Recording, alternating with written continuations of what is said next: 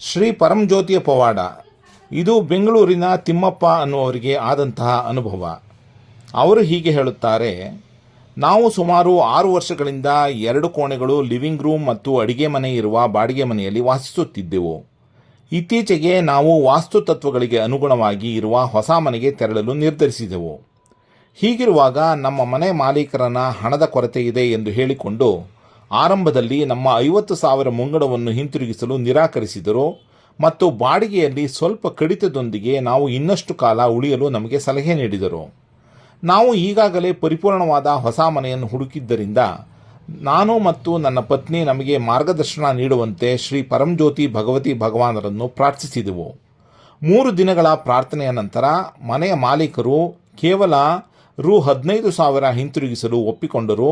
ಆದರೆ ಮನೆ ಸುಸ್ಥಿತಿಯಲ್ಲಿದ್ದರೂ ಪೇಂಟಿಂಗ್ ಮತ್ತು ರಿಪೇರಿಗೆ 35,000 ಕಡಿತಗೊಳಿಸಿಕೊಳ್ಳುವುದಾಗಿ ಹೇಳಿದರು.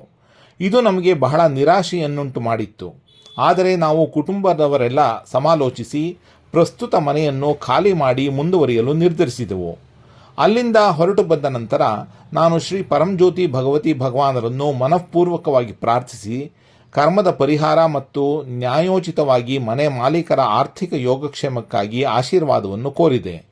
ಶ್ರೀ ಭಗವಾನರು ಅವರ ಮಾಸಿಕ ಮುಕ್ತಿ ದರ್ಶನದ ಸಮಯದಲ್ಲಿ ನಾನು ಕೀರಿಗಳನ್ನು ಹಸ್ತಾಂತರಿಸುವ ಮೊದಲು 1008 ಬಾರಿ ಮೂಲಮಂತ್ರವನ್ನು ಜಪಿಸಿದೆ.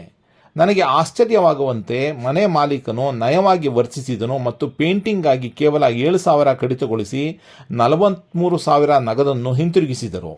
ಇದು ಅಸಾಧಾರಣವಾಗಿತ್ತು, ಏಕೆಂದರೆ ಬೆಂಗಳೂರಿನಂತಹ ನಗರದಲ್ಲಿ ಪೇಂಟಿಂಗ್ ವೆಚ್ಚವು ಸಾಮಾನ್ಯವಾಗಿ 10,000 ಮೀರುತ್ತದೆ. ಈ ಪವಾಡದಿಂದ ನಾನು ಮೂಕನಾದೆ. ಈ ಅನುಗ್ರಹಕ್ಕಾಗಿ ಶ್ರೀ ಪರಂಜ್ಯೋತಿ ಭಗವತಿ ಭಗವಾನರಿಗೆ ನನ್ನ ಹೃತ್ಪೂರ್ವಕ ಕೃತಜ್ಞತೆಗಳು. ಐಶ್ವರ್ಯ ಪ್ರದಾತ ಶ್ರೀ ಪರಂಜ್ಯೋತಿ ಭಗವತಿ ಭಗವಾನರಿಗೆ ಜಯವೆನ್ನಿ. ಅಪಾರ ಪ್ರೀತಿ ಮತ್ತು ಧನ್ಯವಾದಗಳೊಂದಿಗೆ ನಾನು ಶ್ರೀ ಪರಂಜ್ಯೋತಿ ಭಗವತಿ ಭಗವಾನರಿಗೆ ಕೃತಜ್ಞತೆಯಿಂದ ನಮಿಸುತ್ತೇನೆ.